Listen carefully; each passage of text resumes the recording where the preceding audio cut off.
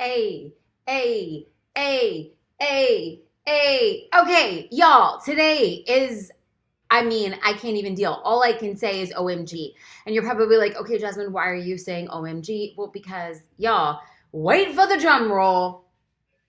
My podcast launched yesterday, and that is why I am saying OMG. Okay, so, y'all, I have come out and said a few times over that I think on the outside, I might look a little bit more like confident than how I feel on the inside. What has happened as a result of your support, I have to just take a second and say thank you so dang much because the podcast officially launched yesterday and it's blown my mind because I am connecting with people in a way that I have never connected before.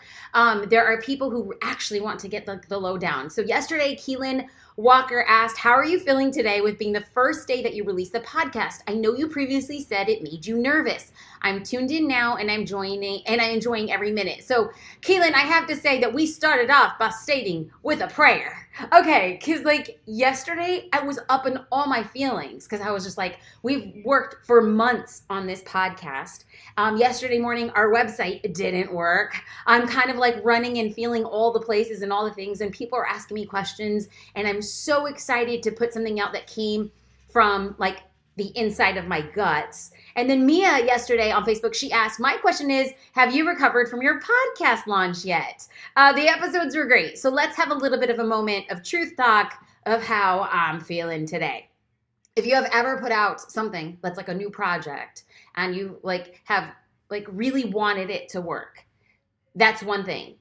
For this project, and people are like, Jasmine, why are you like so extra about this project? And I think if I'm being 100 with you, I feel like I'm being extra about the project was because it was a really big goal for us. So let's chat about that as a place of value for you. So let's chat about how we set goals. If you want to do something big, here are the 5 questions that we ask ourselves. Number 1 is, do I have the capacity? So what does this mean? How busy are you? Because it's one thing for you to want to do a big project, but looking at all the things on your plate, if you have a full-time job, if you have kids, if you have a partner, if you volunteer, if you're a part of a charitable organization, the first thing you have to ask yourself when it comes to planning something big in the future is, number 1, do I have the capacity? And if I don't have the capacity, I need to ask myself one of 2 questions. Is there something that I could stop doing to make time for this big project? Or am I okay waiting to do this big project? Those are the only 2 questions. Now, if you say, yeah, Jasmine, I have the capacity, the second question that on a team we ask ourselves is we set a date. So for us, launching the podcast, which is a big project, was Tuesday, October 8th. So number 1, we asked ourselves, do we have the capacity? Well, we hired a podcast manager. So we said, now we have the capacity. Before we didn't. Then we set a date, which was Tuesday, October 8th. That was yesterday at the time of this filming. We had to, number 3, figure out how to do it. We have never launched a podcast before. It seemed really intimidating to me. I didn't know how to like plug in the mic. I didn't know how to record. I was watching YouTube tutorial videos. I don't have a recording studio. And so people are like, you really need good audio. And I actually have a video of it. I'm going to share it on Facebook next week. In this room, my husband got 2 drying racks. Like, do you know what drying racks, like you dry your clothes, like you, instead of putting them in the dryer, it's like this collapsible rack. And you just place like shirts and jeans on top of it or whatever. We have 2 of those in our garage. He brought out 2 drying racks and we pulled the comforter off our bed and we put the comforter over these 2 drying racks and I climbed in underneath and I was like, check, 1, 2. Is this mic on? Like, I'm recording podcasts under a blanket. You know, it's like when we say figure out how, it's like Google, YouTube, and make it ghetto fabulous. Like, I don't have a recording studio. I just take what I have and I make it work. So number 1 was to ask yourself, do you have capacity, to set the date, to figure out how? Now let's get into number 4, create a timeline. So once we knew, okay, I had to buy a mic, I had to figure out how to record myself, right? This is the figuring out. Now we have to set a timeline. Were we going to have guests? Was I going to be writing my own copy, which I did? How are we going to launch it? We had to create a launch plan. So all of those things had to come in alignment. So number 1, we figured out what the date was, and then we worked backwards on how we could accomplish what we wanted to accomplish. And then lastly, number 5 is to create tasks. Now you're probably like, Jasmine, I just work with myself. It's like me and my cat. I get that. I worked alone for more than 10 years, a decade on my own. To create tasks for yourself is one thing. That's great. Now that we have a team working on Social Curator, the objective is to say, what can I do? What am I responsible for? And then what are you responsible for? And what are you responsible for? And how can we collectively make this all work? So y'all, that is a very simple breakdown to how we set goals. But this is applicable for a solopreneur, you doing it on yourself, and this is applicable for a team. Those 5 questions legitimately is how you trend towards your goals. Yesterday was like a big goal for us, and we hit it not because we're cute or not because we're special, but because we actually had a plan. And this is the thing you hear from me. You will, I'm sure, how many of you, be real, how many of you have heard me say you need a plan and you need to be consistent? Like legit. Like for somebody who's new here, can anybody co-sign and be like, girl, that's all you say? And y'all, in addition to you co-signing, if you have questions, this Facebook Live is for you. I want you to remember that. Sometimes I always forget to be like, I'm going to answer your live questions. Leave them here. It could be questions about setting up goals. It could be setting about projects. It could be launch plans. It could be my favorite reality TV show, 90 Day Fiance, in case anybody's wondering. It's awful. I can't even believe I like that show as much as I do. It's terrible. It's awful. And I sit there and I'm obsessed with it. If you have questions, leave them here. Okay. So let's dive into some of the questions that were pre-asked. So let's go into Q&A. This one, y'all, was very interesting. Shelly Loving, my question is sort of layered around one topic. When going live on Facebook, what is a good time frame for it to go live? Is it less than 15 minutes, more than 5 minutes? And other than saying, make sure to comment, is there any other tips on getting people involved during the live? And one more, what time of day is best? Does it depend on your target audience? Okay, so let's get into this question. I go live. I go live on any platform that I can go live on, specifically Instagram, Facebook. I know that LinkedIn rolled out live, but it's only for a few select accounts. When LinkedIn rolls out live on LinkedIn, watch me go live on LinkedIn. Okay, it is so highly powerful. But let's get into some of the questions. Number 1, good content gets engagement. Like, sure, I can say, hey guys, leave a comment. I mean, if you guys want to leave a comment right now, go right ahead. But actually, what people will leave comments that come in 2 forms. They're either going to say, hi, great job. We like those, but it's really hard to actually move the conversation forward. This is why I show up week after week after week going live, because when people ask me questions, it does 2 things. It keeps the conversation going, and 2, it shows me the type of future content I should be making. So when you go live, I never suggest going live to be like, so I'm here. Does anybody have any questions? You're going to be waiting a really long time because people don't know how to contextually ask the question. I try to go live, like for example, look at this live today. I could have come on and said, hey guys, what are your questions? Instead, I said, I just launched a podcast. This is how we set up goals. I set the framework for a conversation, so now people can ask questions in regards to goal setting, in regards to launching, in regards to project building, right? Like, I am giving something to you to framework the conversation so that you ask questions. How do you get people to leave comments? Build out content. It was simple. My conversation about goal setting was maybe 5 minutes. The best time of day to go live totally depends on your audience. 100%. My audience, it's best for me to go somewhere in the ballpark between 10:30 a.m. and around 2:30 p.m. to 3:30 p.m. my time. That's when most of people are watching live on Facebook. But here's one thing I want to be very clear. I do not go live on Facebook or Instagram or future LinkedIn or future YouTube just for the live viewers. Sure, I love it. I think it's powerful. I'm so happy you're here. But I also know that the power is in the replay. If you're saying, Jasmine, I don't want to go live because I don't even think one person's going to show up. Or Jasmine, what if only 2 people are there? Perfect. But you're not there just for the people who are live. Your live sits on your page in perpetuity. This is a great opportunity for you to point people back to this conversation. So you go live, try to optimize it, but know that people watch the replay and the power is in that. If you want to learn how I go live, how I set up my lives, how I get the questions, how I framework my lives, be sure to check out jasminestar.com/FB Live. There you will see behind the scenes tutorials and videos and questions and frameworking for the setup. I got your back, boo. That's what we're here for. Okay, let's get into Lee. This is uploaded 5 times, y'all. I'm so excited for your podcast. Now, here's the thing that I have just been like really, really, really thankful for is that people have been really supportive. And people said, Jasmine, how can we help share the podcast? Y'all, nothing would mean more to me to leave an iTunes review or a Spotify or a Stitcher, wherever you list. Does this sound thirsty? Maybe.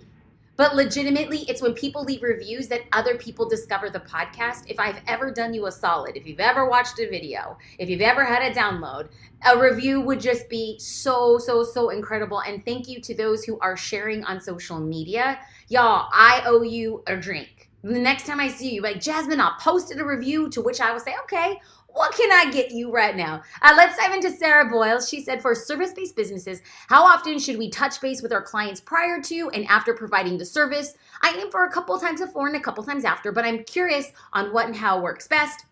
So Sarah says that she's a service-based business. I did a little bit of research on her account. I come to find out that she's a photographer. Hey, shout out to all the photographers in the house. If you're a photographer, leave some love, because what I love to do is have photographers connect with each other. So as far as prepping how many times I would connect with a client before the service is rendered, for me, that answer depended on the client. Like, some clients need to be handheld more, and oftentimes I was reaching out to them around 4 or 5 times before I did a photo shoot. That was to get the timeline, that was to get the resources, that was to tell them what to expect, that was telling for like directions and things of that nature. And then after, I would deliver on the goods, and then I would follow up maybe 2 emails at the follow-up, because they got what they need at that time. So let's get into live questions. If you would like to ask questions live, please leave them here.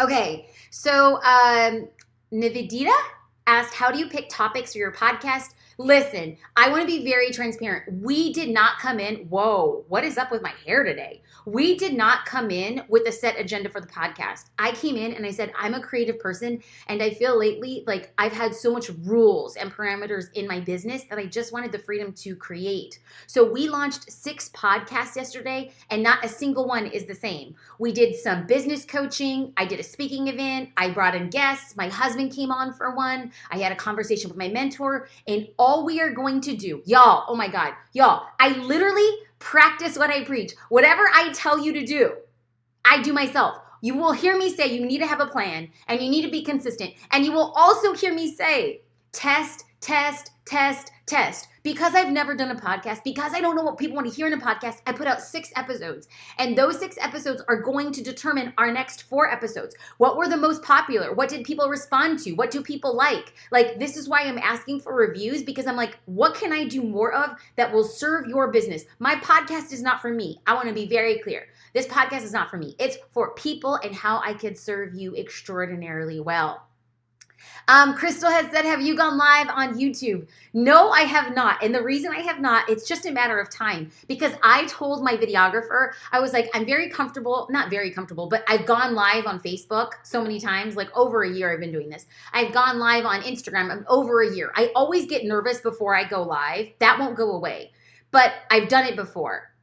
For YouTube, because I've never gone live on YouTube, I want to make sure, like, I have this idea that I want my videographer to come in and record me going live on YouTube for the first time, so that we could show a behind the scenes look of what it looks like to like suck, you know, like what it looks like to have never done something before. Because the thing I hear so often from people are like, Jasmine, I want to go live on Facebook, but you see, Jasmine, I've tried to go live on Instagram, but like, I'm so tired of the buts that if I were to show that I am okay, like sitting in the suck, like if I were to embrace the suck, if I were to show you, hey, this is a hot mess and I'm doing it anyway, like that was the premise of the podcast. Like, I want to be 100. I don't know what I'm doing, like at all. But I'm still going to do it because I believe that by me showing and being 100 with you, you could be 100 with you. No more excuses. No more BS. Do the dang thing without caring what people are going to think or say about you behind your back. Real talk. Real talk. Okay. Zach asked, so are you starting out a brand from the ground up? So you are starting out a brand from the ground up. How to find balance in pre-planning and just getting started. I struggle with trying to set up everything before launching my brand due to wanting everything in place. How do you go about this? Listen, we only plan for what we can control. So Zach, you can only plan for what you can control. Like when we were creating the podcast, we could control the date we launched. We can control the title of the podcast. What we couldn't control was how are people going to respond? What we couldn't control is what type of content should we create? Like it's going to be fully dependent on the audience. So our objective is what can we control? We can only control what we put out to test. Like don't get caught up in your head that everything has to be perfect. You don't even know what perfect is. Like I, honest to God, on October 9th, 2020, I'm going to look back at Jasmine of today and say, girl, you were straight tripping. You were worried about nothing. And it's impossible for you to know what will happen in your future. So just do it. And I think that the Jasmine of 2020 on October 9th will look back at the Jasmine today and say, number one, congratulations on doing something when you didn't know how to do it. Number two, congratulations for not caring that people will have good things and not so good things to say about your podcast. And number three, to give yourself grace. I think the Jasmine of next year will look back at me today and say, girl, you were trying your best. Like, why are you trying to hold yourself to a high standard when you don't know what you're doing? So those three pieces of advice that I'm going to tell you, Zach, exactly those three, and focus on giving yourself grace. Susan asked, just listen to all of your podcasts. When are you launching the next ones? Hey, okay. Susan, I just did a cheer clap. Go, go, go. My elbows are together and go. Susan, you're bomb. We are going to be launching a new podcast every Tuesday until the end of the year. And guess what? We have some surprise bonus podcasts that we're sneaking in there. So at minimum, you will be getting a new podcast every week. And here's the thing. Talk back to us. Like, hit me up on social. Like, we want to know more of what... Actually, Susan, of the 6 episodes, be real, girl. Leave a comment. Which one was your favorite? That's what I want to know. Anybody who's watching, if y'all can tell me which one of your favorite podcasts, oh my God, this would be a gift. You can hook your sister up with a gift of letting me know what the heck, which one you liked so that we can try to create more of that in the future. Crystal Warner said, why did you do 6 podcasts instead of spanning it out? Because Crystal, your girl is extra. I'm extra.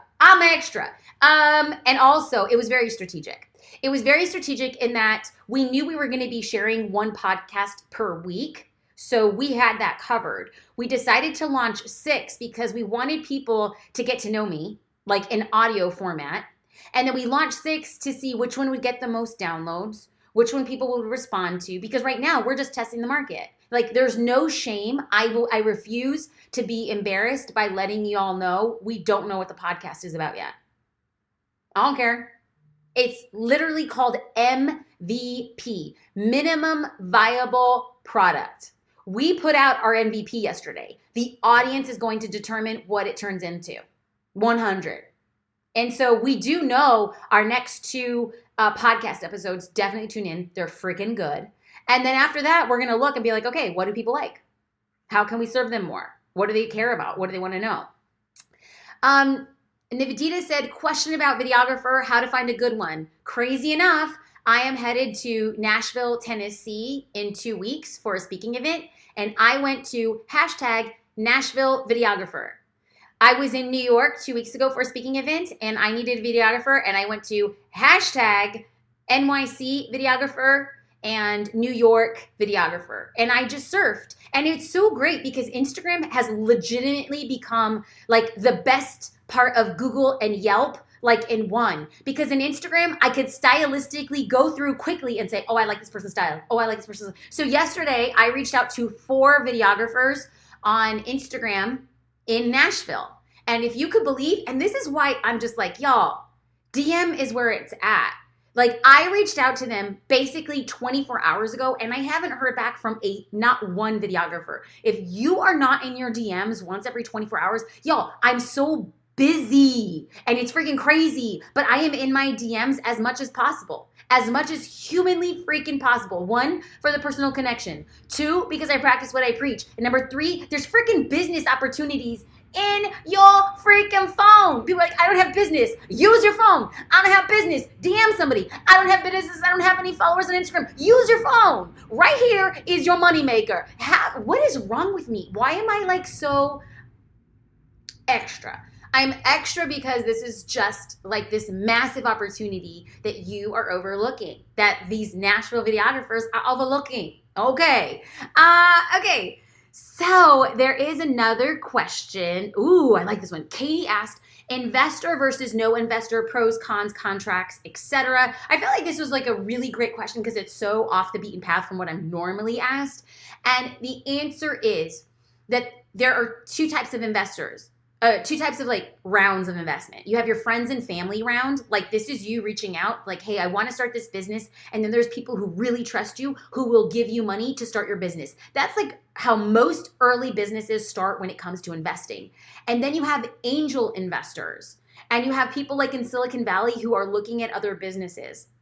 And I will be very honest with you and tell you from my experience that there have been people in the past to say, we really like what you're doing with Social Curator.